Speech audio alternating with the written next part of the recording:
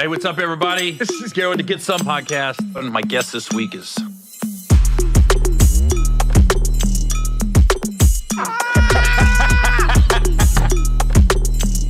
This motherfucker Gary.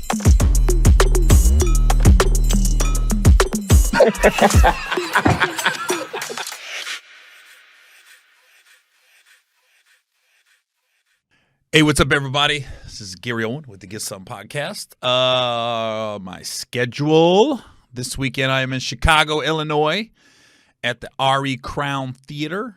We got one show on Friday, the 20th, one show on the 21st. I think it's almost sold out, which is always a good thing.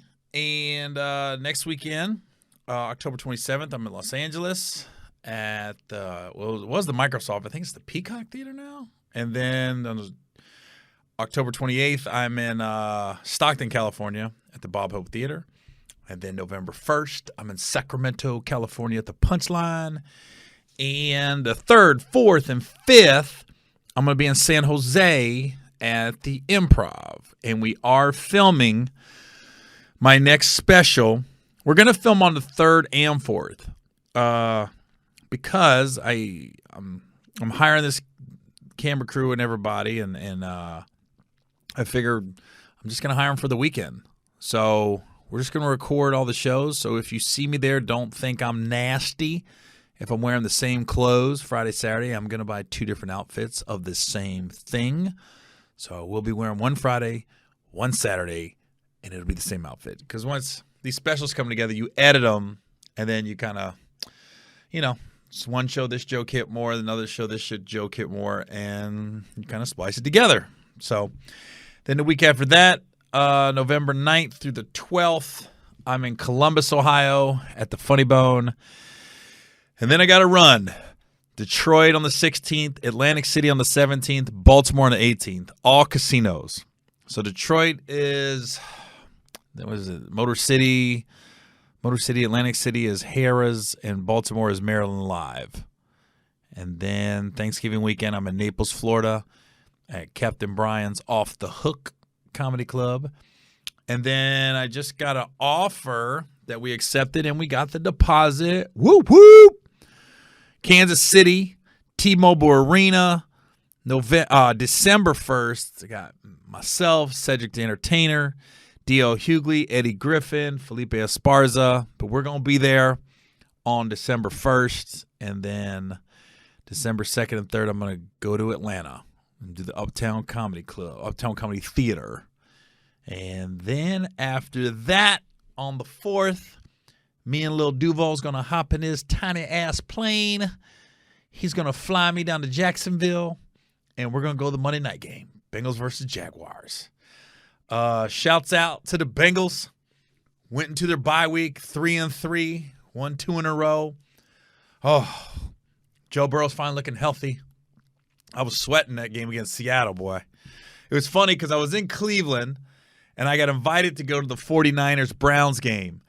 And I'm such a diehard Bengals fan, I was like, nope. I want to watch the Bengals game in my room. So this game was huge.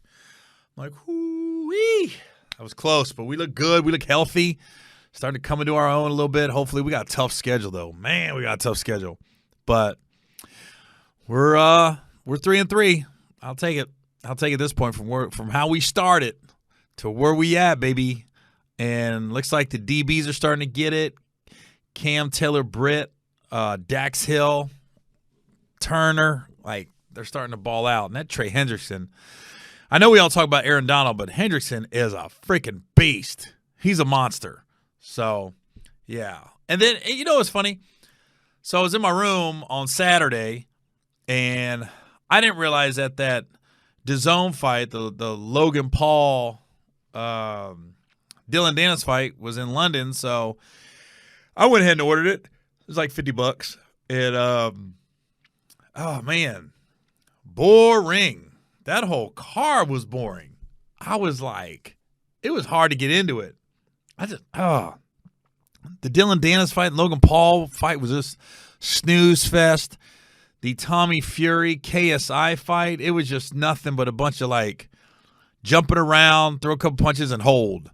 That was, I mean, I never say I want my money back because when you get a boxing match or UFC fight, you roll the dice. You hope you see a bunch of knockouts, but sometimes you don't. And this was one of them cards. And I like watching boxing. I'm not with this. It has to be a professional. That's why when Jake Paul fights, I get it because it's entertaining. It's fun. It's the unknown. You don't know what's going to happen. So yeah, I think I've paid for all his fights. So I've helped with the empire, so to speak. But this card, that was the worst. All the fights are boring. The most exciting thing was at the end of the fight when Danis tried to take Logan Paul down and security came in and broke it up. But man, they know how to sell it when they're talking shit before the fight.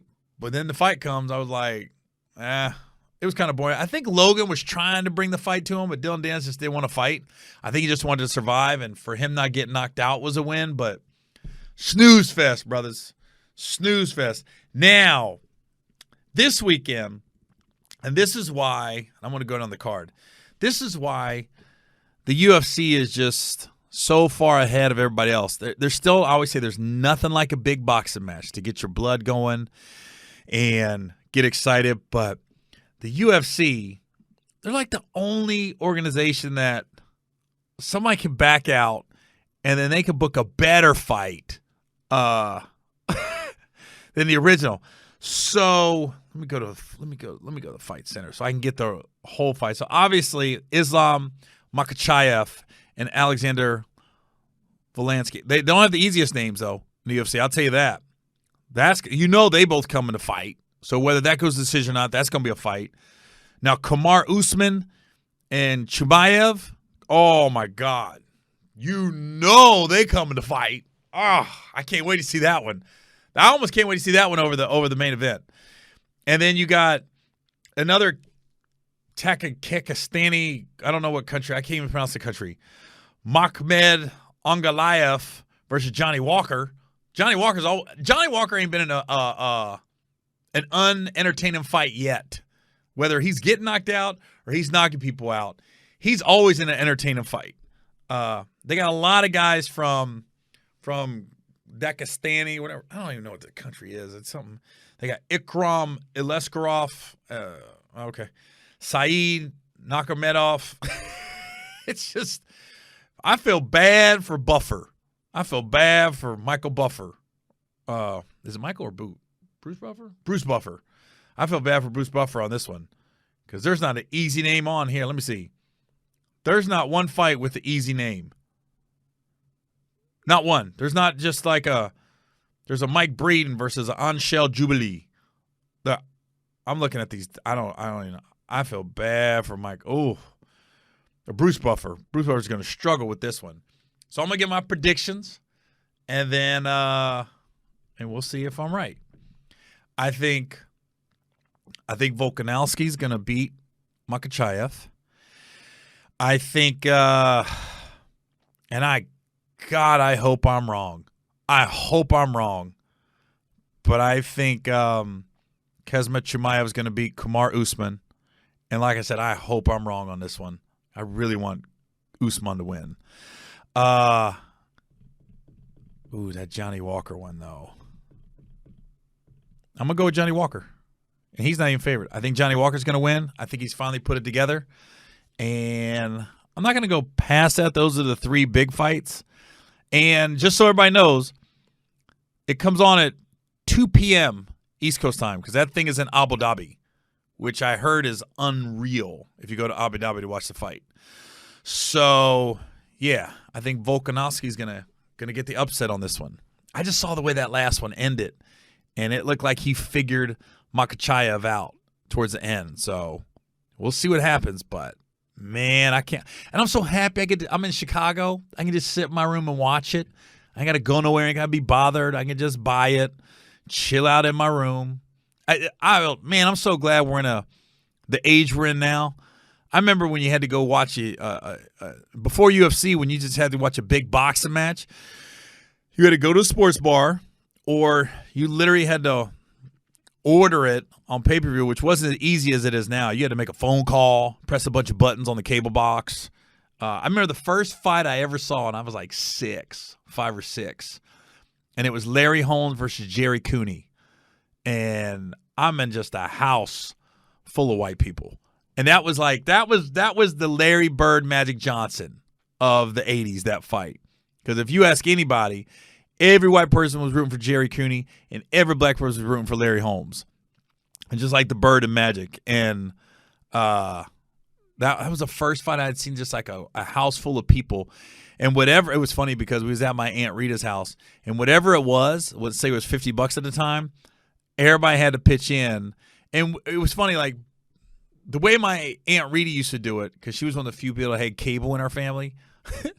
She never tried to just charge people $10 to get in and make money. She was like, literally, she got the fight, and then they did a head count, who was there per family, and then they did the math. So if like 5 families showed up, she goes, okay, it's $10 a piece. 10 families shows up, it's $5 a piece. Rita was always fair and always like, you can come and we're going to split it up evenly. And even she paid her portion, which she didn't have to. But I just remember that was the first fight. And that fight, that Cooney versus Holmes fight, it was early 80s, same time as Bird and Magic. It was so similar. Those two rivalries. Because I'm watching, I just got done with season 1 of Winning Time on HBO. And if you don't even really have to be a sports fan to enjoy this show. But man, it's good. God, John C. Reilly plays Jerry Buss. I didn't know what a wild boy Jerry Buss was. I always heard he liked young girls, pretty girls. He owned the Lakers. I mean, you can get all the girls you want when you own the Lakers. It doesn't matter what you look like. But man, some of the stuff he came up with, how he came up with some of these ideas. I didn't realize the Lakers were the first one to have cheerleaders, like the Laker girls. I mean, I'm sure teams had cheerleaders, but they were like college, high school cheerleaders. They was like, nah, we need a sexy, we need a seductive. And the one scene that got me in Winning Time, though, was there was 2 scenes. One, Jerry Buss is married, and his wife shows up with his 2 boys and his little girl, and they're all like 4, 5, 6 years old. And he's got a girl in a booth at some restaurant bar, and she's just, hey, daddy. She's all into him and stuff. And then his wife walks in with his kids. He goes, oh, hey, guys. What are you doing here? It reminded me of John C. Reilly and the Dewey Cox story, Walk Hard. That it was like a flashback. The way he acted like, oh, I'm not doing it wrong here. All right, guys, we'll enjoy dinner. Daddy's over here. And then the girl started messing with him, grabbing his junk, and he realized his daughter was just sitting there still watching. And it like horrified him. And then fast forward later on in Winning Time, like episode 7 of season 1. I can't wait. I wait to watch this series till I'm on the plane, because I don't want to. You get on the plane. Sometimes they ain't got movies you want to see. They don't have TVs or anything. So I always save to watch it. That's why I spread it out. When I find a really good series like this, I go, I'm just going to save it for the flights because I fly every week. So there's one scene where he's talking to the nurse that's taking care of his mom. His mom is played by Sally Field in the show.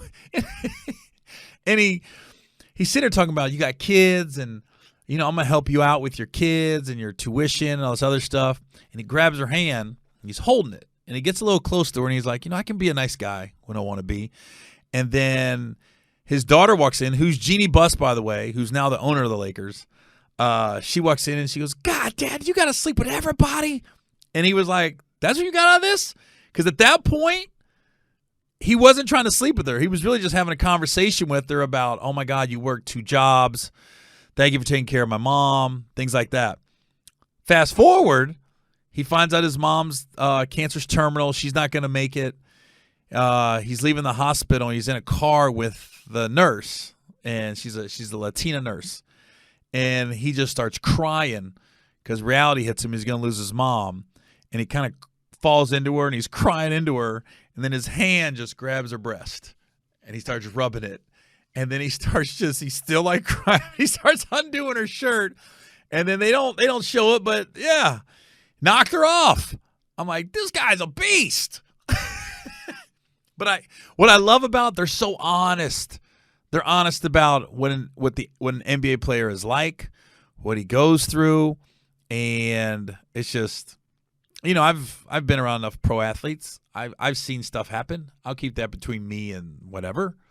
But it's a hell of a life, especially in your early 20s. They show what Magic had to go through, all the temptations, everything. It's just how Kareem had to change a heart. I didn't realize Kareem was such a hard ass. And then Magic kind of softened him. And he kind of got it like, all right, let me get on board with this youngster right here. And how Magic it was his idea to play center when Kareem got hurt. It was just, man, it's good. And they really show you like Bird's kind of the cold. He's the asshole. And Magic's a nice guy. But everyone wants to paint Bird out to be a nice guy. And Bird was just old school. You're not on my team. I don't like you. I'm better than you. And I'm going to let you know I'm better than you. I've always heard Bird was the best trash talker in the history of the NBA ever. So it kind of shows that in wintertime. I can't wait for season 2, and I'm a little disappointed it didn't get picked up for season 3. And the writer, I don't know if it's a creator, but the writer, Rodney Barnes, he's in it. If you see the show, he's the big black security guard at the Forum. God, I've met with Rodney numerous times about different projects, but I was glad to see he got this project off the ground and got it going. It's such a good show. Such a good show. You don't have to be a basketball fan to watch it. And I know I've rambled a little long about it, but man, just a good show. So, speaking of rambling, in the news this week, Jada Pinkett's been everywhere. Jada Pinkett Smith. And at this point, we don't know if it's Jada Pinkett or Jada Pinkett Smith. I am thoroughly confused by everything going on with all this. I think Jada's been put through the ringer. People are just going in on her. But then I saw Tony Baker saying, when people were saying, I wish Jada Pinkett would just shut up. Nobody cares. No, that's not true. Tony Baker said it. The algorithms, the clicks, and the views say otherwise. We do care. Now, I'm talking about it on my podcast, so I care. Here's my thing. Being in the entertainment business, knowing there's always usually there's a how can I put this? There's a reason people start spreading business about their personal business about themselves. There's usually a reason. It's not just random. And the fact that she's got a book coming out and, she's opening up about her life in the book. Some of the things she's saying, I don't understand. Like when she said Tupac had alopecia, and I'm going, no, he didn't. Tupac, really look at Tupac. He had some of the bushiest eyebrows I've ever seen in my life. And isn't alopecia, everything falls out? Isn't it? I don't know if the eyebrows do, but I was like, even that point, I go, what does that have to do with anything? It's so random. She brings up Tupac. She has the book coming out, and then Tupac's one of the supposed killers. He got arrested. There's so much going on from the mid to late 90s right now in the news. So one thing about Will, though, he's kind of floats above all the drama. You never really think it's getting to him. The only time there ever saw crack in Will Smith was the Oscars. So I just was like, that was the only time I ever saw crack. And the fact that now Jada's like they weren't really together, I was like, I always thought it was something about Chris Rock that set him off. It wasn't necessarily what he said. I thought it was something Chris must have did in the past. And now we find out, according to Jada, Chris asked her out at one point when her and Will was on a break, allegedly. So that kind of went like, oh, okay. And I don't know how Jada spun it to Will. She could have spun it in a weird way.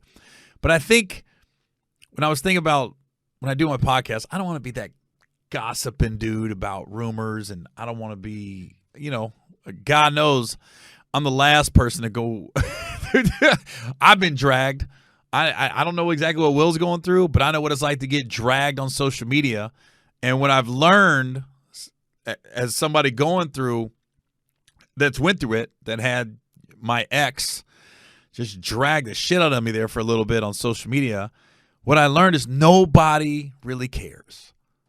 Like this is as far as it goes. Like you get people talking about you on podcasts, you get people making comments on social media, but it doesn't translate to real life, is what I've learned. So as far as like Will and Jada, who's ever talking about them on podcasts and everything, I guarantee if they saw them in person, they'd probably smile.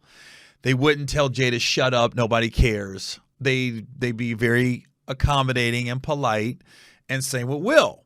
I learned when my divorce happened and I got dragged, it seemed like every couple of weeks, my ex was making a post about me. You can really start to read stuff and read comments and think, oh my God, are people turning on me? That was the one thing that got me, was when people was like, he's going to lose his black fan base. His whole life, his whole act was about being married to a black woman. And I'm like, dude, as a comedian, your act is your life. And that's whatever life you're going through at that point. And so, of course, if I'm married to a black girl, I'm going to talk about it. If I was married to a Jewish girl, I would talk about it. A Canadian girl, I would talk about it. You talk about your kids, you talk about your family. That's what we do. So it kills me when people are like, I ain't got nothing else to talk about. I got plenty to talk about. Trust me, the comedy guns stay loaded. I'll put it that way. I ain't running out of bullets. So that was interesting to me because I went there was a couple weeks where I wasn't working. I was kind of locked in different hotel rooms. She was avoiding a process server. I was avoiding a process server. So all you got is your phone to call your friends, and you have the internet. So you start reading all the comments, and your mind can play tricks on you. I think that's why that was the closest I've ever been to like quote unquote solitary confinement. I was so freaked out about getting served, and I was just you hear horror stories, and you're like. And then I'll never forget I was in Baltimore and I got on stage my first night back after everything hit the fan with the divorce, and somebody in the back goes, I love you, little cheating ass. And I remember thinking, you don't know how bad I had to hear that right now. And then when everybody's laughing, I go, oh, they don't care. I've learned that about social media, whether it be a joke that quote unquote offended people. Normally the people that are offended by a joke you tell were people that were never going to come pay to see you anyways. So their opinion is not valid to me in my line of work. I worry about the people that pay to see me, that continually pay to see me. Their opinion to me is valuable to me. Not the people that just get on the internet and click and get mad over something I said or a sketch. I remember me and my ex did a sketch with Michael Blackson. We went me and Michael Blackson had a fake beef because I went on the Breakfast Club and I talked about he ain't got no jokes. It's just mother sucker, and he's not really funny. And I'm texting him. We're texting back and forth, and we said, let's go at each other. So we was playing the dozens on Instagram was what we was doing, and then he dared me. I bet you won't say the N-word, and he called me the N-word about 30 times. So what I did, I got my ex to say it for me. So we was sitting down, and I had a little dog. And I said, Michael Blackson, you said I wouldn't call you the N-word. Well, she will, and she called him it. And then it was like these people got in this fake uproar about it, and it hit like different blog sites and stuff. But in real life, nobody's ever brought it up. And the few people that might have brought it up, it was because it was funny. And it was funny. But you got these people on the internet. I don't know where they are, but I never meet them in real life. I never meet them. And I'll just say like, what do you call it? That's why I say Will. He just kind of floats above all the drama. He made a post today on Instagram where he was just like, he goes, here are my thoughts on things. And he just did some crazy graphic. It's almost like he's chilling. Because in the end, there's not an unhappy ending to this story. If Jada and Will get back together or they get a divorce, it's a little sad, but it's not like this heartbreaking story. They're both going to be fine.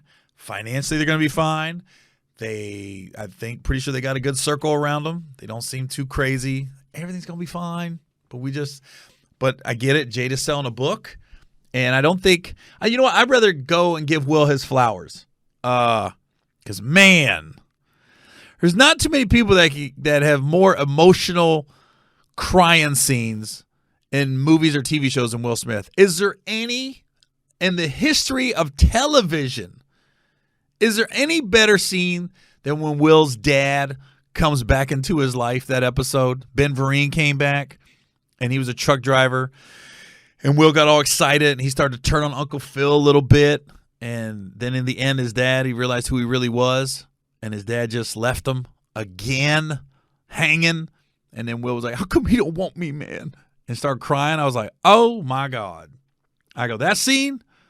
I can't think of another scene in television history that makes me cry like that. I cry every time I see it. I can't watch it with anybody in the room. I remember when it came on, the first time I saw it, God, I must have been 19 or something. I was bawling in the living room. Just especially, I'm a guy who related to that. My dad never showed up growing up. And now I'm watching this episode of Fresh Prince. I was like, oh, and that was before you could tape stuff and there wasn't no TiVo or DVR. Or none of that. There wasn't no internet that you could just look it up. You had to wait. That episode was so good. I used to know TV so well. Before I was on TV, I knew how TV worked. So you might have 20 episodes. So I was always like, okay, let me just time this. When they start repeating episodes, when reruns happen, I'll know when it's going to rerun, because the way TV used to be, it would run the whole season. And then, like over the summer, it would start to run again, the repeats. And once the repeat happened, so let's say that was the 10th episode of that season. Once them 10 episodes are done, I watched Fresh Prince religiously. I didn't miss one episode. When I saw they started to run reruns, I said, okay, I got 9 more weeks, and then that one's going to be there. And that's when I had this is how good this episode was. That's when I had a VHS VCR tape, and I had it ready to record. And I recorded that son of a gun. Oh, my God. I was like, so I could just watch it over and over again. And I think it was very relatable to me having a dad that continually disappointed me growing up. I was just like, whoa. I think that's why that episode hit me so hard. But, man, I don't think there's a better – and I'm trying to think – Webster can make you cry. Remember Lil Webster on Friday night? Webster can make you cry. I'm trying to think. I don't think many other shows could get to me like that.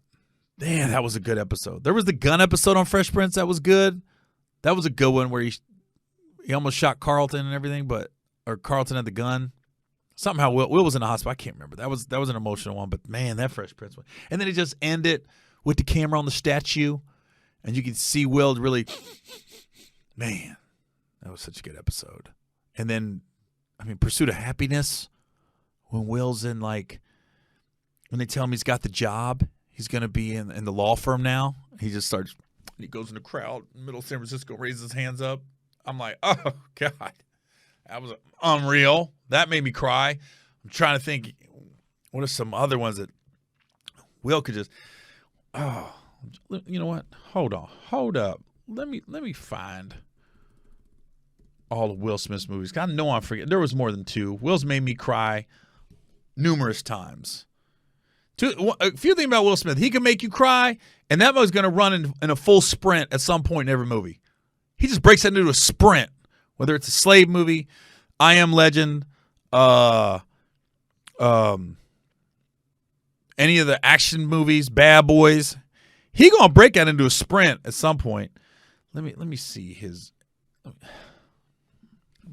What am I doing? I need to go to Wikipedia because I am forgetting some. I named 2 movies off. I Am Legend was so dope. It really made me cry. But there's only a few actors that can pull off what Will Smith does. Like I Am Legend was just basically him.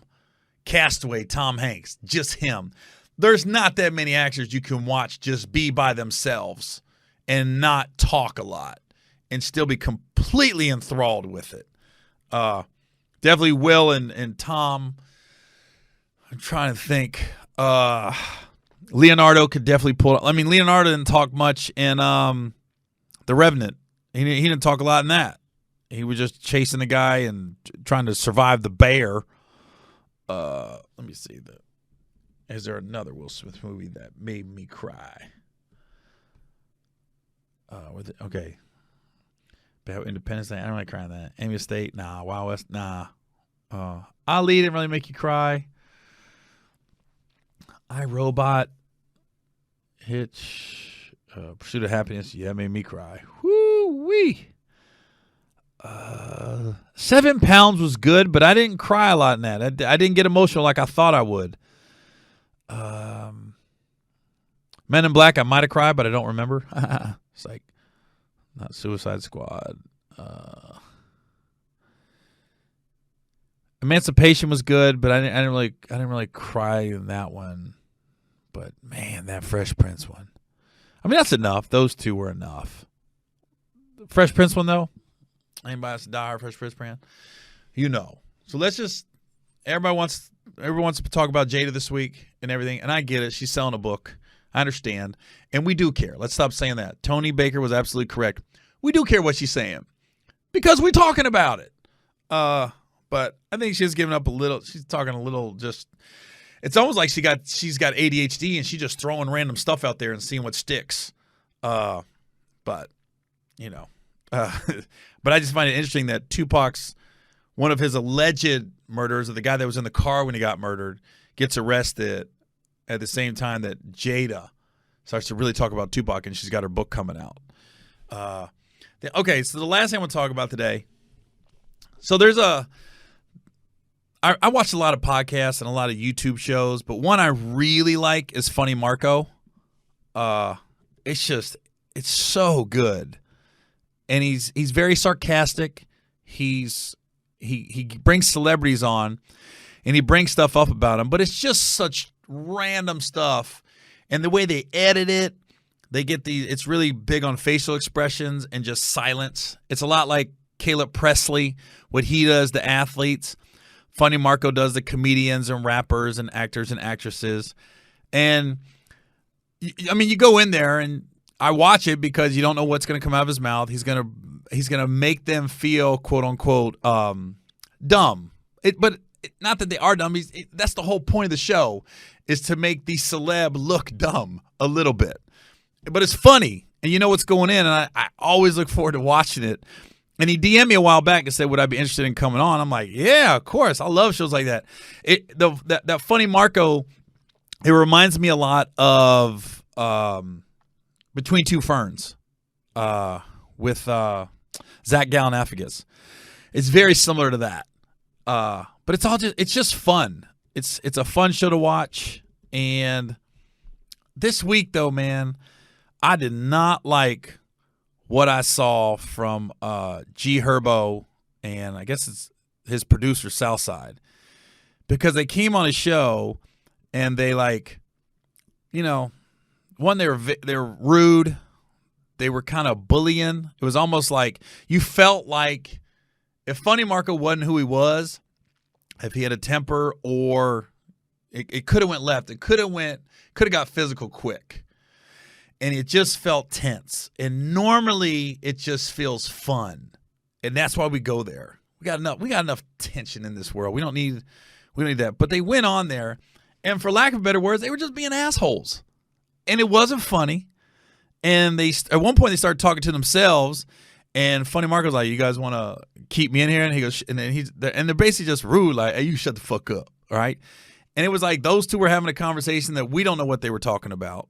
And then they grabbed his hat and they threw it. That was too much.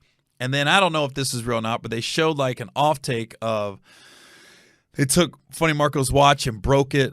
And I mean, if this was all fake, oh my God, brilliant. But I don't think it was. I think they went in there and they were drinking. And I'm not going to blame them on the alcohol, because I always say a drunken tongue speaks an honest mind. Or a drunken, yeah. And it was just uncomfortable, man. And I felt bad. I felt bad for Funny Marco, because I'm fine with bagging on him. But this just wasn't funny. And it was tense. And the thing about it is, like, the producer Southside, he made a comment on it. And he was like, you guys didn't know what the fuck was going on and blah, blah, blah, and blah, blah, blah. And I think when you, in our line of work, you do something and it don't hit, and then if a lot of people saying, hey, you was an asshole here, it's very hard to just watch it back and be like, you know what? You're right, my bad. We took it too far. Now that I've watched it back, I can see how people think. But we got such egos. We can't just admit we're wrong sometimes. And if this wasn't staged, if Southside and GHerbo really was acting like this on a show, it was just I like the show, and I want to see it keep going, and I want to be on it, and I want to see him bring bigger guests. The bigger the guests, the more views you get. And this just wasn't good. And and I'm sure if they saw this podcast, they'll probably come at me like shut the fuck up. You know what you're talking about? But I'm just going from a guy in this business. I like to see everybody win. And I just think, why would you go on a show? Because at one point they said, this is our show now. And what bothered me most is when they started having a conversation between the two of them and kind of left him out. And then when he got back in, they told him, shut the fuck up. And once you start touching somebody, you've gone too far. Or they took off his hat and threw it. And I'm sure them and whoever they was with thought it was all funny. But I'm telling you, the public and everybody else, there's a reason I'm looking right now, and there's so many different outlets. Like, this shit wasn't good. You just didn't enjoy it. It says they broke Funny Marco's $30,000 watch. I hope that's not true. Now the Southside producer, he says the watch was fake. I don't know. Because he's had, one of my favorite episodes was The Baby with Funny Marco. And, The Baby's got a history, and he quote unquote at one point had a short temper, but that was just fun to watch. I don't know. I didn't like it. I didn't like it at all. And I feel bad. If Funny Marco sees this, man, it sucks, man, but you handle yourself very well. You were a professional, and I just want to see your show succeed and keep going, because I enjoy watching it, and I didn't like this happening to you. It just rubbed me wrong, man. It just really did. It just wasn't. I hope it was fake, honestly. I hope it was fake, because it makes you never. It made me never want to like run into GHerbo or this other guy Southside. Like I don't want to be around people like that. It's almost like an insecurity. Like, why can't you just go on the show and enjoy it? I don't know who came up or what they was on, because I've never heard of Funny Marco crossing anybody, really. Like, some people, it can get personal. I've seen some Mike Tyson interviews where he went off on people because they were journalists that talked about him bad. I don't ever see Funny Marco going in on people. It's his show. They know it's his show. It's staged that way. You could tell by the way they have the dramatic pauses, the facial expressions, the little. Sometimes you can very subtly hear some background music, like they'll make some tense music, and it just makes the show good. And I don't want to see people think this is okay, because I don't know. I don't ever want to be around dudes like that. It was almost like they got together before the show, and it's like, all right, we're gonna turn this out. We're gonna make this our shit. This is gonna be funny, and it completely fell flat. And when it was falling flat, they said, well, us two are going to say it was funny and nobody else. So it just was bad. And I felt bad for Funny Marco. Because I'm looking at him like, he's always got the same expression. So I don't know if he was tense or not. It just was like, yeah, just wasn't good. Wasn't good at all. So Funny Marco, you handled it like a pro. I'm sorry to go through that. It sucked. But, yeah, again, I want your show to keep going because I want to be on it. I think it's funny. I think we create some magic when I go on it. And I promise I won't break your watch, and I won't touch your hat if you wear a hat. I promise, because I got a hat on. I don't like people touching me. I'm very not touchy-feely. I'll tell you that. So with that, again, let me go over my schedule. This weekend I'm in Chicago at the RE Crown Theater. Then L.A., Stockton, Sacramento, November 1st, the Punchline. We just added a second show. First one sold out. Thank you. We just added a second show at the Punchline. And November 3rd to the 5th, I'm in San Jose, and I'm filming my next special. And we're just going to film every night. I got the camera crew. So what I'm going to do something different. I'm going to record my special.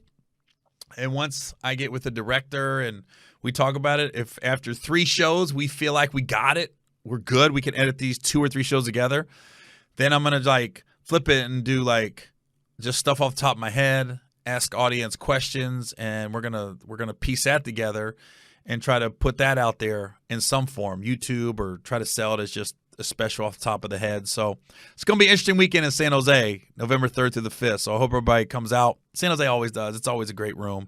It's one of the best rooms in the country.